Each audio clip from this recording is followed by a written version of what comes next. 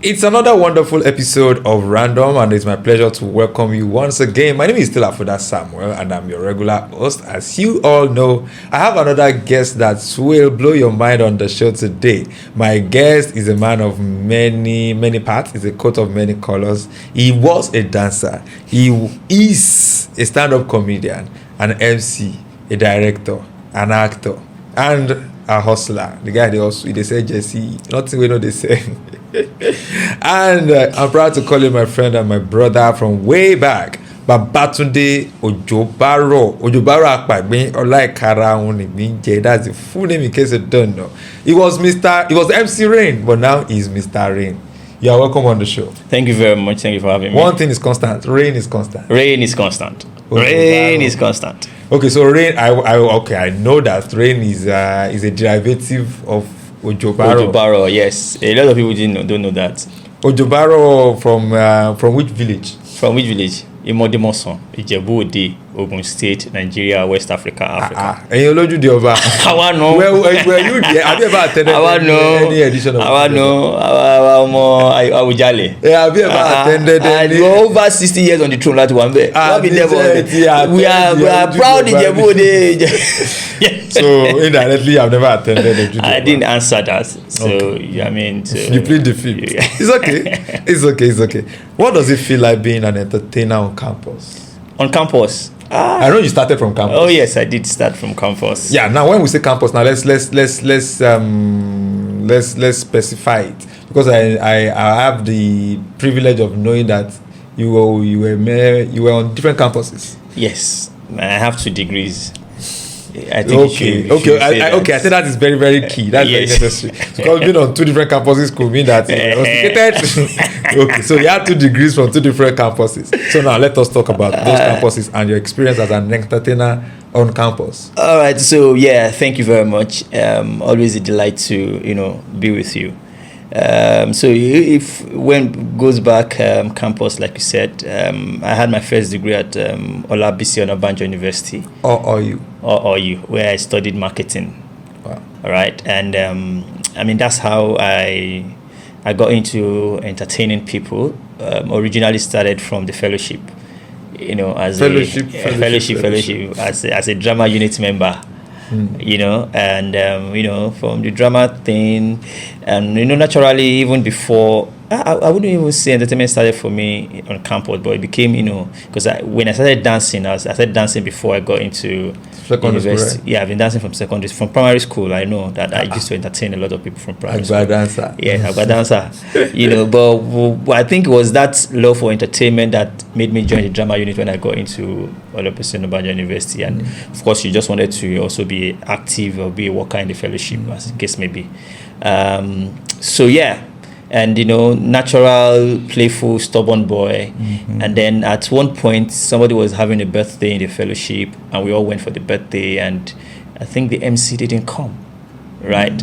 And I had a friend, what we call twinning these days. Okay. A very good friend of my best friend, Dari, was with me. We're both, the stubborn children of the fellowship. So he said, hey, you come and do MC now. So I pushed Dari forward. You go and do it. I've never done it before. I don't even know what it looks like. So Dari got there. Dari was, stuttering. I just went there, and I did it. And people enjoyed it. And that's how I became the official MC for the fellowship for their birthdays, But it was good because it was, birthdays. There's always birthday every day. Because they must born somebody at least. At least we do 3 birthdays in a week. Wow. So it was sure lunch and dinner. That was how we were getting paid for the MC job. And then gradually I started doing it, and I got into stand-up comedy because of the MC thing. Okay. I used to MC fellowship events. Okay, so for you, MC came before stand-up comedy? Yes, it did. Because for so many people, it was stand-up comedy first. Then no. MC came before, because the first thing I ever did was MC. Was MC. So I was just MCing church fellowship programs and activities, and then in the course we make them laugh, and that's how I metamorphosed into being a stand-up comedian. Then it was now the love for the drama unit in the fellowship. I became the director. That made me fall in love in drama, and I said I want to study it full time as So I wrote JAM again after I finished my degree. and then picked University of Ibadan to study theatre arts, and it goes on like that. And it feels great to be an entertainer on campus, because God's so good, being a talented guy. I mean, became one of the most popular guys on campus, always having my shows. Feels really great to be a campus celebrity. In case you don't know, I was a member of his crew. Yeah. MC Rain unattached. MC Rain unattached. I was one of the crew members. 2010. June 26. 2010 was MC Rain unattached. Interesting. We were there. Yes, you were there. You were there. One of those. That was like 15 years ago. Oh, that's wow. I got it. And now, having a show on campus, I know that before we had the unattached, we've been doing Comedy Cafe. Yeah. I think Comedy Cafe was more like, was it before or after? Comedy Cafe came after. It came after? Yeah, Comedy Cafe was in 2011 when I was in 400 level. Okay. Yeah, it was MC Rain unattached first before Comedy Cafe. Before Comedy Cafe, wow. Interesting. And Comedy Cafe was like a monthly? Yeah, monthly. They were the first, and I think the only monthly comedy show on campus at that time. I don't know if they still, we have gone away from there, but it feels good to, have to entertain the entire school every month. Apart from, I know that later you became a politician, and of course, I want to believe you ride off the back of your popularity as an entertainer. So apart from that fame, what are the other perks of being a comedian or an entertainer on campus that you enjoyed? That I enjoyed on campus? Aside from the popularity, what else did I enjoy? I enjoyed a lot of attention from females, I wanted you to mention that. I will. Of course, I mean, you didn't even have to be a comedian. You just need to be out there. And be a funny guy. So I enjoyed that. I enjoyed a lot of perks, like, you're popular. I go into a place where people are queuing up, maybe for food or to submit your files or some of those things. MC Rain. And then even if the person who is attending to them don't know you, those on the queue will say, Baba, go front, go. So I enjoyed all of those. And by the way, I was also a fellowship guy in UI. I wanted to remember the name of that fellowship. Unification. Yes, I was also a fellowship guy. I've always been a Jesus boy. Even though I was, people perceive me to be an entertainer and all that. I was an ESCO in the fellowship now. Interesting. Yeah, I mean, I was ESCO for 2 years. Now let's leave you for a moment, because this is random and we move from different places.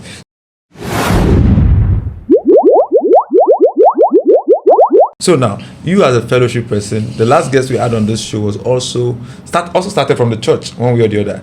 And also the same, I think the same pattern I've seen in your own story. So now, it is the normal thing for people to grow from the fellowship, but then at some point, it's like they see finish, enter, they get to see the church finish. And most of those people that started from the fellowship, they start seeing the church as limiting their growth, and they draw away from the church. What do you think is the cause of this? In my opinion, I don't think that because you started from the church, you have to end up in the church. The church is just a grooming place, a place where, as children, you get to forge yourself. You get to be trained. You get to understand some other morals and all of those things that helps you grow up and shape yourself, right? So it's not everybody that will end up in the church. So I don't see it as drawing away from the church. I see it as growing up and moving on. When you grow up and to a certain stage in your parents' place, you moved away from your parents' place. When you were in school, when you graduated, you moved away from school. Because you grew up somewhere doesn't mean that you necessarily have to continue in that path. All right, it's just a phase where you learned certain things, and we thank God for the church. The church groomed you find everyone who is either a Christian. I can say Christian because I'm very familiar with that. There is opportunity, the kind of service we have. Other religions don't have that kind of thing, right? So the church is the only place where you can sing off key and they will not boo you off stage. No matter what you are singing, they will still want to play the other. It's a place where you discover yourself and then you move on. The most important thing is the morals, the lessons that you learned from the church continues to be your guide. So I don't have to necessarily be a singer in the church because I learned how to sing in the church. So the parts are different. Well, I think that's just an example because you're a terrible singer. Oh yes, yeah, I'm a terrible singer. All right, I mean, like I'll tell you now. I mean, I didn't join the drama unit of my church, even though I'm a practicing thespian right about now. Why? So because that is the same thing I'm saying. It's the same thing I'm saying. That because I learned the ropes from the church. It doesn't mean I have to be at the church. If they need me for certain things in terms of come and consult for us, come and advise us, or maybe just come and direct this particular thing, I'm always available to do that. All right. So, and again, it's a church. You're supposed to grow and live so that other people can grow. The church is always there. Soldier go, soldier come. Barrack remain. The same. Okay. So now we've seen so many attacks. Let me put it that way, on the church, on social media. I call it attack because sometimes they are unfair criticism. And unfortunately, most times, they come from Christians who believe that they've been hurt by the church at one point or the other, or the church has been... But most times, people are silent about what the church has done for them in terms of positive things.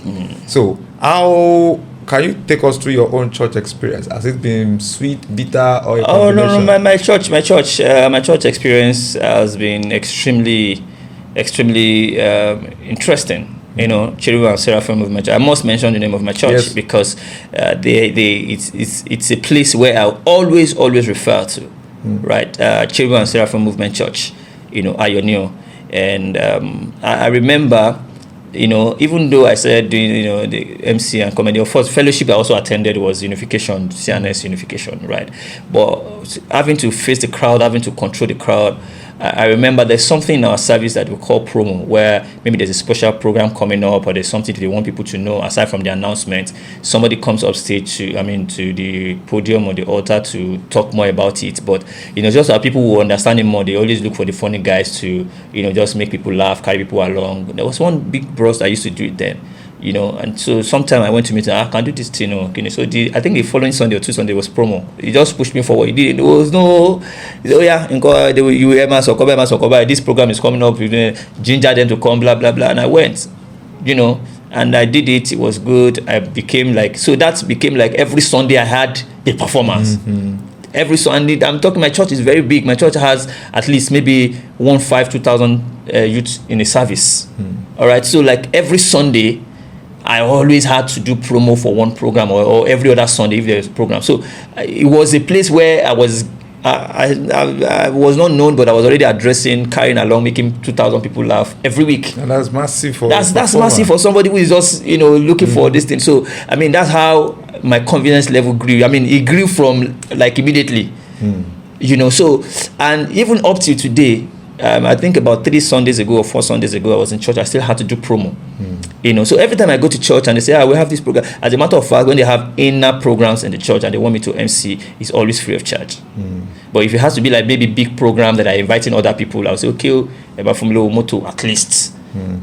So that's my way. So for me, I don't think, and every other church I've also attended, maybe off town in a bit, and I don't see CNS I want to attend. I attend other Pentecostal churches, and I've always tried to be part of the workers because I cannot take away the foundation that I have. So every opportunity to serve, give back to the church, I always do that. You seem to be very, very proud of your spiritual background. Let me say your church and let me just say your spiritual family.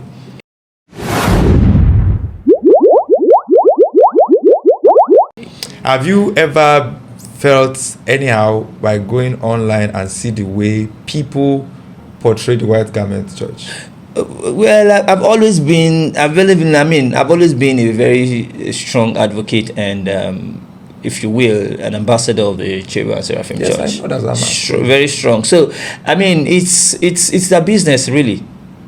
It's a business. If you come, personally, nobody has ever come for me, because I'm a white garment this thing. Because again, this is individuality. If you look at me and you have encountered me before, you have spoken to me before, you have done business with me before, you will never have any reason to think that white garment people have certain things in this thing. So it's individual, and it's only peculiar to white garment churches because our attire is different. Yeah. It puts us conspicuous. I mean, it happens everywhere. Whatever it is that they say, from this to that, whatever negative thing, it happens everywhere. All right. So if you approach me and say, so you attend the white garment church, I tell you, so you attend the black coat church. So for me, it's not really anything. I mean, and of course, and you see these days that it's not only white garment churches that have come under such scrutiny and attacks. So it just tells you that this thing is everywhere. Well, just a matter of time. The human character will reach everybody. It will reach everybody. So if anybody say anything about white garment, I just scroll and pass, because it doesn't affect me. And the church that I grew up, the church that I worship, you will never find it in disrepute anywhere. So while I understand that some churches, some people, because it's individual, it's not the church. It's an individual person who just chooses to wear white garment and to be misbehaving, or somebody else who chooses to wear black suit coat and be. So it's not the church; it's the individuals who have just decided to corrupt the church. So what anybody has to say, and a lot of the time, the people who say these things just say it from the. If they face you one-on-one, they will not be able to tell you. They just hide behind their. That's typical of social media. Yeah, they just hide behind their keypad and be saying what is not. So I don't really, look at that angle, because for me, the CNS Movement Church have been very instrumental to what I am today. So anything you have to say about it, I don't care, right? But if me and you face one-on-one, I will tell you, say this now waiting we represent, and if I prove it beyond reasonable doubt, you will see that it's not what it is. It is what it is. Oh, yeah. Okay, now let's talk about your craft. As, of course, we've talked about being a comedian, being an MC. You are a screen guy, you are a stage guy. And I learned that there is a dichotomy, actually. For some professionals, they seem to combine both perfectly. But for some, people have said that guy is more of a stage person than a screen person. He's more of a screen person than a stage person. How are you able to combine both? And if I may ask, do you have a favorite? So I think I should start with how I'm able to combine both of them. I think that I'm one of the few people. I don't know if you are. I mean, just one of those guys. Let me not use few, because I believe that there are quite a lot. Remember one of the prophets in the Bible that says, "I'm the only one that remains." So I'm gonna say, "No, there are a lot of people." So I will say one of the few, because I'm just one of those guys who have been really blessed with the gift of multitasking. So a lot of times when people say, "How do you do these things?" I just be honest with them. I say, I don't know. I'm just gifted to be able to multitask. So yes, along the line, I learned how to be able to balance my time and all of those things. But really, I mean, I was looking at, I put something on my WhatsApp status like this morning. So I just outlined some of the other things that are presently on my table right now. And I'm looking, I say, me too, I'm constructed. So when I now finish, I now remember that I did not even have some. Founder, Theatre of Africa, writer, this one, festival director, creative director, and everything is like concurrent going on. Almost at the same time, right? You saw today, I told you I have a meeting at this. Myself, I would not know. If I didn't list it, I wouldn't think that it was plenty. Do you understand? If I didn't, so I'm one of those who honestly tell you that I've just been blessed with it. I try to balance my time. I try to plan. But if you take away all of those planning, there are people who plan better than I do. There are people who arrange their time better than I do and cannot still, juggle two. My friend Debola Ogushina will mention he cannot juggle two things at the same time, especially if he's directing a film. There's nothing else he'll be able to. You cannot even read the WhatsApp message. But he's an extremely talented guy. Right? So there are a lot of people, but not everybody will be able to juggle these things together. So I will say honestly that is a skill that I have no control over. I've noticed it that I can dance, and that's why you probably know that I'm always doing a lot of things at the same time, jumping on this, jumping on that, because it's a gift for me, right? So I think that I'm able to balance that divinely. I give that has to go back to God, yeah. But my own personal effort is to make sure that I don't take, because being a multi-talented guy, you are tempted to want to do everything, and then you get choked up. You don't finish your. You find it difficult to be consistent. Yes, at one thing. you know, progress is even very slow. You know, because people want to even give you some, don't even know which one you are, which one. People that very helpful, but that very helpful. You know, so but along the line, I learned how to make sure that I don't get choked up. I try to, okay, I'm doing this at this time, I'm doing this at this time, or if it's happening together, I'm balancing the time and all of those things. This comes with, as you grow older, maturity, experience, to be able to say, you have to be able to do these things well. And so for stage and screen, because I got into entertainment fully, as a stage actor from fellowship, and then I went to study theater arts. And when I was in school, I was thinking, when we were on 200 level in University of Babatunde, I was thinking, if I finish theater arts like this now, what will I do? Because I was asking my senior colleagues ahead of me, Ibo doesn't share, because I couldn't find any of them. I couldn't find any theater this thing. Then they finish. They went go to the finance sector, maybe banking, or the advertising industry, or they just divert totally. So I'm thinking about it. I studied marketing for the number of years that I studied, and then I left it. I came to buy jam form, and I'm doing another 4 years. So, and then I'll now finish it, and I'll go back to banking or that industry again. It doesn't make sense to me. All right. So I thought that was when I now said that I was going to create my own theater production company, so that it gives me something to do, and it gives people coming behind me, some sort of inspiration or hope that that means there's somewhere, because I couldn't find where I will use my theater. I couldn't find any, that okay, that means, so even if I cannot work with Mr. Rain, right, I may be able to create my own, since he created his own. That means it's not so hard, or something like that. So that's why I am entirely sold out to stage, because of how. I was about asking that, why theater production company and not movie production company? At that time, we evolve over time, and we think, when we make plans at that time, I wanted to become a footballer, and then I wanted to become a dancer, and then so as we grow older, I'm not one of those people who are lucky enough to be able to define themselves very early in life. Right, you cannot have everything at the same time. I'm not one of those who were able to say, okay, combine first shift from time, and you followed it through.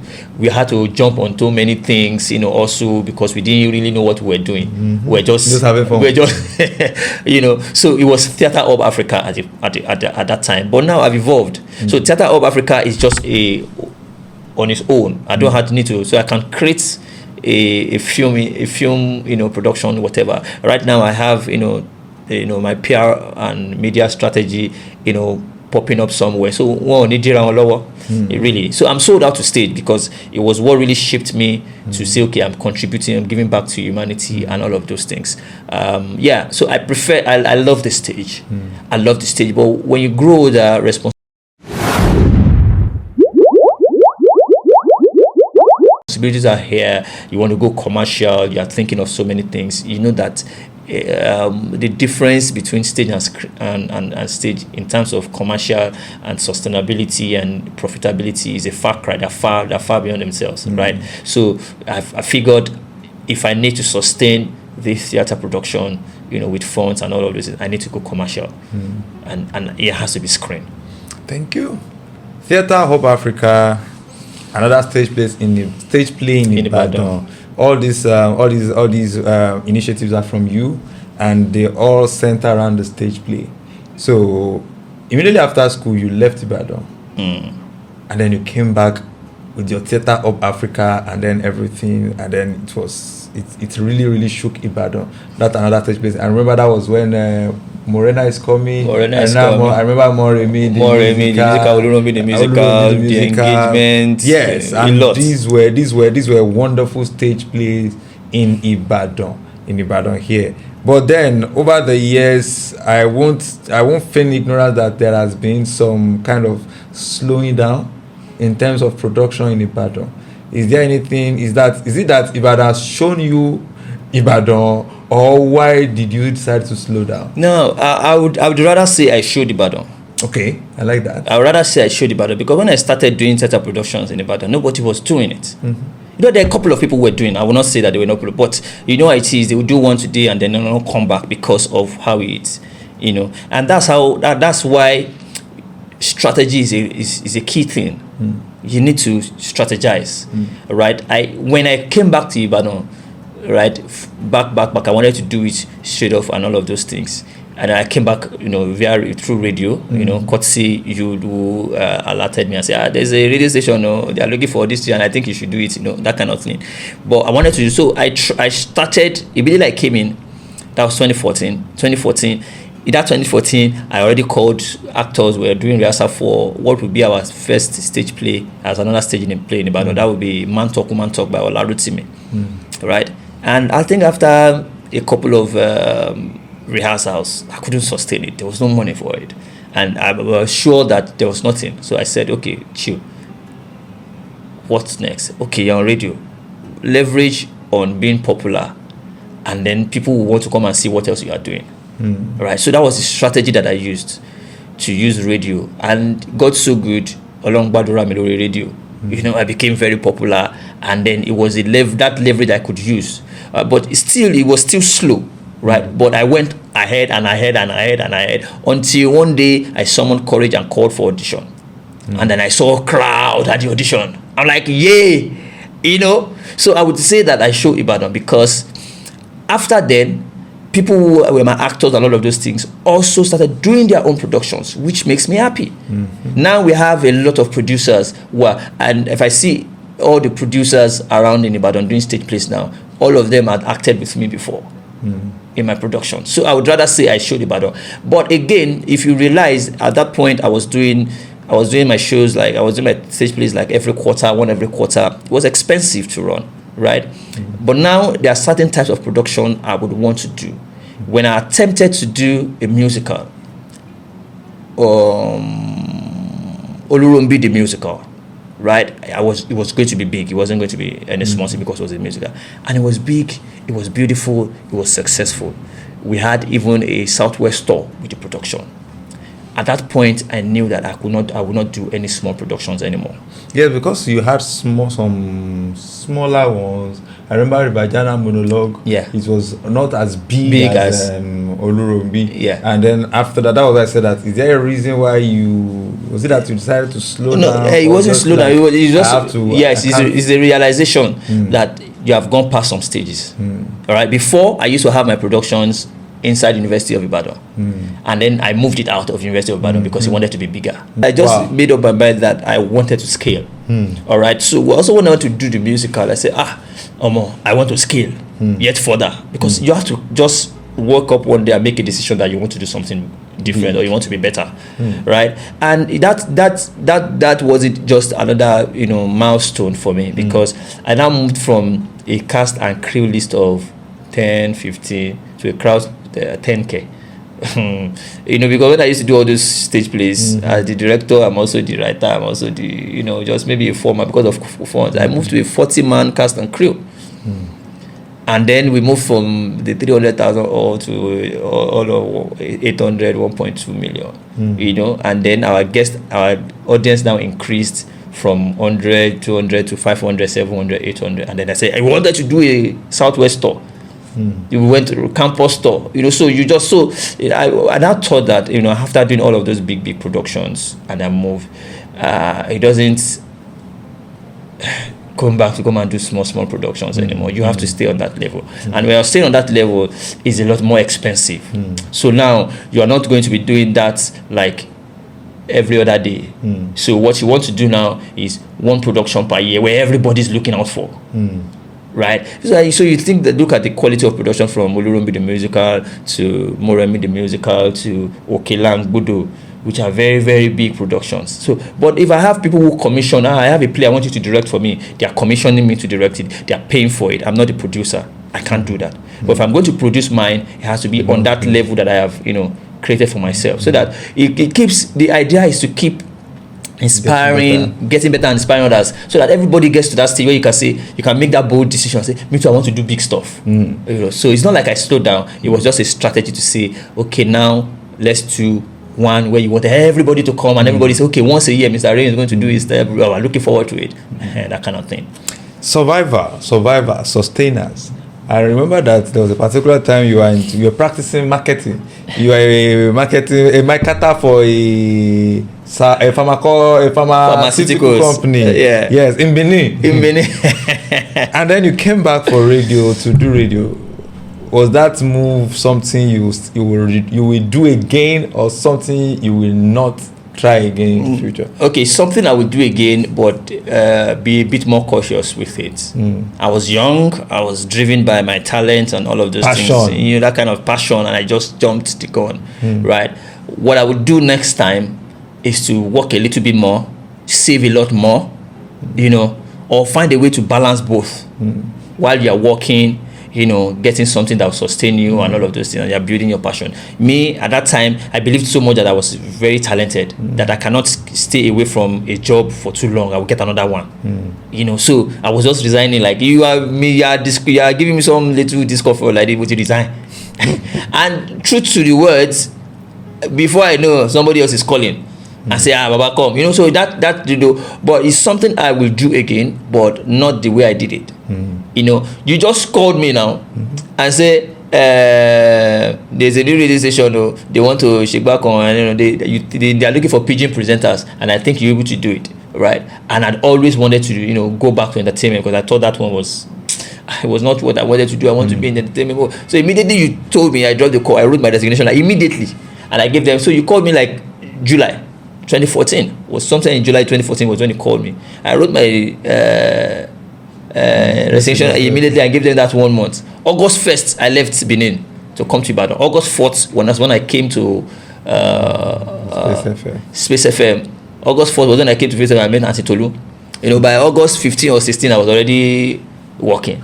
And they told me that, I said, no problem. I said, no problem. Passion. I will do it. Passion. I left money I left big money. I was collecting big money in Benin, as a sales guy. I had an official car. They were paying for the fuel. They were doing internet for us. If I traveled out of my base to go and work, if I worked there for 1 week, 2 weeks, the company will pay for my hotel and my feeding. I left all those things, come and work for free. I know I will not do that again. You will not do that. I will not do that again. You had a very fantastic run on radio, your party on radio and everything. There was name, and of course you said it was a strategy to you getting started with your. Apart from the strategy, can you just tell us, describe the brief your radio experience? Oh, it was fantastic. It was fantastic. I was determined to be an household name. There's nothing determination cannot do. I was determined, irrespective. You know that I would trek from Bashoron to Liberty Road to come and do my show. What happened to you? I cannot relate. I will buy pop-up beside that woman. Like, that woman is beside us there. I will buy pop-up 14 naira, pure water, 10 naira, 15 naira. That's it for the whole day. And then you advise that you need to run you in Wamasun Stadium. How will somebody trek from Bashoron to Liberty Road? You know, I was determined to be an household name. I was really determined because I had a game plan. I wanted to go back to theater, and I had to be popular. I had to be successful on radio for it to work. And I knew that I didn't have so much time. And I joined in 2014. In 2015, I was already OAP of the year. I got the this thing from Auntie Tolu, the MBC code. I read it. And then it's not like I'm the only person who used to sleep in studio. Guy is our landlord in this. Why would you sleep in the studio? I wanted to learn. How much are you collecting? I want to be going home every day. And then in the night when everybody don't go, we go on the system and then begin to learn how to produce yourself. How to that was time you started editing videos now. I mean audio, a lot of those things. So because I wanted to be the best at what I do, I wasn't competing with anybody. Because me, I know where I want use them do. You know, so it was really, really good. I mean, it was good to the point that when I joined, they already gave me one program, Youth Arena. I will not forget because they said it was one copper that I was doing it before. The copper was good, I'd left, and I did that. It was a Wednesday afternoon. It was the first time they gave me a show. I did Youth Arena, blah, blah, blah. The next day, Antolu called me and said, they want to scrap the program. It was later that I realized I messed up the program entirely. So, but Antolu maybe wanted me to train more or Kiniko, then gave me Sunday nights, where I started karaoke on radio. on radio. So it was that karaoke already, you know, it was funny, people were calling in, we were becoming popular and all of those things. And then I think the OAPs in the morning belts, that would be SN. I can't remember the lady's name. Nkoye. I can't remember the other lady who was praying. I can't remember. Maybe Funlola. Is that Funlola? Yeah, Funlola. that's it. The both of them. I think SN didn't come that day, and told us I should come and do the morning this thing, and I did it, and it was good because I'd used the Sunday night thing to train to, you know, and then it was getting popular, and then that's how they gave me. Say, come and be doing morning belt stuff, or they'll give me 1 hour in the morning belt. That's why she say by the grace of God now blew. Right, I remember that. In fact, there was the jingle I had for it was one very funny jingle like this. So it was very. That was the turning point, you know. So when I now became popular, now I was on radio. You remember that the first money they paid us was they paid me was 5,000 naira. After 6 months, after then they increased to 15,000, and then it's not like it will come. Let's leave all that. We thank God for. We thank God, you know. So when it now came now, when I got popular, another radio station came into town, was trying to snatch me, and that's when you know that you are doing well. Yes, sir. That's when they are trying to get all this. And so it became really interesting that I now started working only 1 hour. Me that I will do night on Sunday. I will come and open the station in the morning. You come and open the station in the morning. Then I will read news, sports news. I will read sports pidgin. Hey, and I first told them, me o night more. Then before I negotiated, and I negotiated based on the value that I have, and the 1 hour that I was doing was good enough for the station. It was good enough for me. So the entire I would just come 11 to 12, come 11 o'clock, do my program 1 hour, and leave. If I want to play around in the studio, I'll play around in the studio.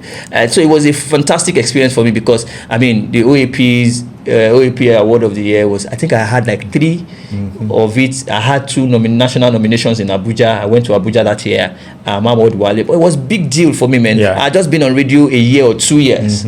You know, so yeah. It was good, and when I thought it was, you know, time to, it wasn't when I left radio, wasn't when I intended to leave radio, but certain things made us leave, right? And now we're here. We're here.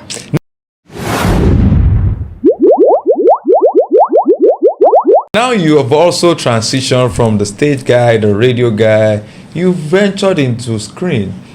You made name for yourself on Babatunde, and then from there you moved into some other movie projects, some seen, some yet to be seen. Tell us how the transition happened, and tell me what you think about the movie industry. So what I think about the movie industry is that question is ambiguous. You need to be a bit specific in what areas, in what perspective, and all of those things. Yeah, it's quite ambiguous. It's big and it's vast, it's deep, it's vast. So now let me go into a very particular. I want you to confirm a rumor for me. I'm an outsider. You are an insider. I want you to confirm for me. Is it true? Is it true that male actors are gigolos while the female ones are hookups and prostitutes sometimes? Okay, so I'm a male actor. I'm not a gigolo. I can speak for myself. Okay. I can speak for myself. So I wouldn't know what it is. The few that I know are not gigolos. Right? And again, I will always say this every now and then. This is not an industry thing. It's an human thing. The person who is a gigolo in the movie industry, if he was in the bank industry, he would also be a gigolo. It's a person. It's a people problem. It's not about the industry that you are in. There is no atrocity or what's that word that they use? Scandal that happens in the film industry that you have not seen in the banking industry. Most recently, there was a banker who was caught recording females in their restroom. He's a banker. He's not a filmmaker. There are scandals in the church. There are scandals everywhere. So it's a people thing. So whoever that kind of guy, if he's a pastor in the church, he will do the same thing because that's his problem. So it's not a The only reason is because you are the one. You are like the poster people. Yeah. You're like the post. You're in the eye of the public. Yeah, you're the eye of the public. So it makes it look like I cannot do this thing. Whoever wants to do whatever, wherever you find yourself, if it's your person, that's what you would do. So it's not an industry thing. It's a people thing. Do you understand? If you take the person out of the industry and go and put the person in that place, the person will still do the same thing, right? So, but yeah, I would say for myself, for the few people that I know, we are not gigolos. I'm not a gigolo. The ladies, I'm not a lady. I don't know. Nobody have come to carry me before. So I can't speak for anybody, right? And a lot of people now hide under the do whatever makes you happy. Is it your body? All those things are just social constructs, moral decadence, and all of those things. They are not illegal activities. They are not illegal. It's just a question of morals. You get. Let's talk about movies now. Let's talk once again about movies. If you are to pick one, radio, stage, screen, comedy. All these things have become some sort of, I've recorded some sort of success in all of those areas. It's difficult. It's like saying that out of all your children, which one? Because for every one of them, I have distinct, level of struggles, pains, and tears in trying to make them happen. And all of them at different point in times were also, eye openers to certain things. They were also, the tipping point at some point. So I would not really want to say that this is what I pick above the other, because it would be difficult for me to really pick. I love everything, but I know that I operate more in a particular place than others. Right now, I'm not on radio. I got an offer to be on radio again about a couple of like last week. A radio station called me and was needing my services, and I said, I'm off radio for now, But I will not be talking about a lot of my achievements in the media without radio. I would never be able to do that. Almost all the awards I got in the media space came from radio. Only one or two. One, and the ones I even got on TV were not individual awards. They were group awards, like the project. I've gotten. AMVCA. I cannot say is mine, but I was a part of the production that got the AMVCA. So yeah, I will not be able to say, because I still want to do a lot of TV. Right, I still want to do a lot of TV. Maybe I want to do a radio, but the radio has to be at my level of convenience. At my level of convenience. I think we all know the reason for that, because radio does not pay. Yeah. At this point, money must be made. Money must be made. There's a lot of things. Finally, let me take you somewhere that is quite different from everything we have been saying. Some few months, years back, you joined a political party. Yes. And of course, youth in politics is one of the things we have been saying and hammering on, that we want youth in politics. But ever since then, I've not had more of you in politics. What happened? Did you pull back? Did you pull out? Or are you still there? Or what is happening to our political landscape? So I didn't join politics because I wanted to be really active. No, not the word active. Like I wanted to come up for a position or be elected or coming into it, all of that. The thing about me from get-go is that I always want to be a part of where the decisions are being made. Because I feel like that's where my impact can really be made or be seen in the tiniest way ever. All right, because from the outside, our perspective is different from the inside.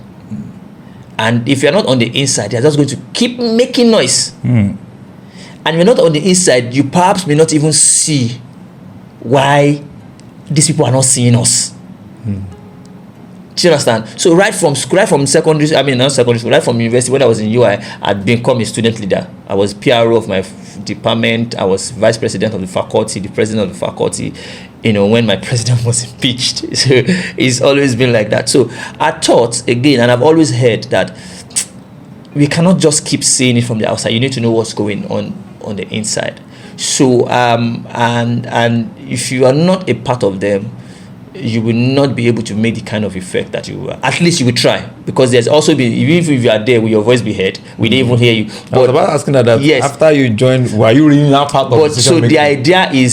The idea now is you make the attempt first. You try it first. And then these politics has been there for a long time, and it has been a particular way in a long time. And so when you join as a forward thinking person, logical thinking person, you don't expect that is when you say, "Excuse me, sir," that they will hear you immediately. Right? And he appeals. It's not just politics, everywhere. When I entered the University of Ibadan, I've been making everybody laugh, and everybody everybody show. I was already popular, but I did not do my first show that people wanted to come until my 300 level. Right? I did not do my first show until my 300 level. So when you come in, the idea is to begin to familiarize yourself, learn this thing. When I got on radio, I needed to learn the code. So I got the code of conduct. So you need to learn politics, you need to learn the policy, you need to look and at unfortunately for us in this part of the world, like broadcasting, you have the code, but for politics there is actually no written code. There's no written So code, but you have to know what's from here. You know, sometimes I will not even lie, and I will say that everything that I don't know if it was the last guest, but the one I saw most recently from Idris Anema Sham, everything he said about youth in politics, everything is correct. Because you need to even have some certain level of leverage before they can listen to you, before you can even have ability to speak. You need to, there's a leverage that there was a level of leverage that you can have. You know, I heard him say that some of those appointments is like they are collecting award. You know, so yeah, my idea for joining politics and becoming a card carrying member is to be able to have a peep on the inside. Because you cannot get the picture from outside. No. Even if you are inside, before you get the picture, you have to wear less, extra less, and get connection, and all of those. So I would say that I'm in the process of trying to learn this thing, trying to know these things. I will not say because I'm a card member today, I should go and I understand order, I understand timing, I understand season. But my own purpose is to be able to learn this thing and come and say, okay, deficiency, yes, blah blah blah. And then when that opportunity comes where they say, okay, what do you have to say?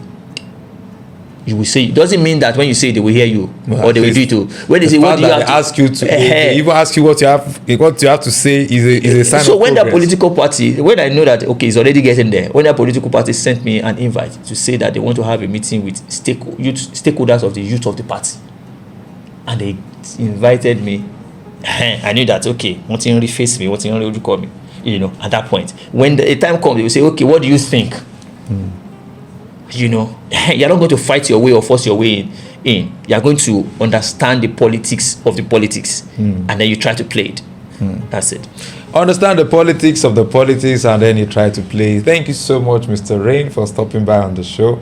It's been a very wonderful conversation, and of course it's been random, and we have randomly touched everything that I want to believe is of interest to him, because that's exactly what we do on this show. Whatever is of interest to our guests, we touch on them and get to see the world from their own lens and how they view the world. Thank you so much for being a part of the show today. Don't forget to subscribe to our YouTube channel, Afoda Samuel, and put the notification button on, because new contents drop 6 p.m. every Sunday. I'm talking of random. Now, there are several other contents that are not random dropping on that particular channel. So you must follow the channel, tell others about it, and share it. Once again, thank you, Mr. Babatunde Ojobaro Jacob. Mr. Rain. No, so the name is now Babatunde Jacob Ojobaro. BJ who? Yes, Babatunde Jacob Ojobaro. Okay. Yes. Thank you so much. So catch me next time with yet another interesting guest. Au revoir. Thank you. God bless you.